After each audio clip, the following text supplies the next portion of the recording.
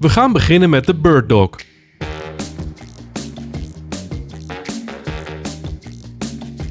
Houd je been zoveel mogelijk gestrekt. Zorg ervoor dat je ellebogen recht onder je schouders staan.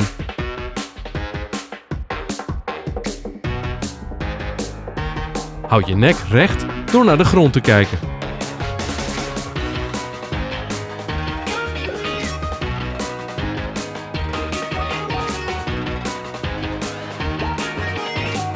Succes met je training!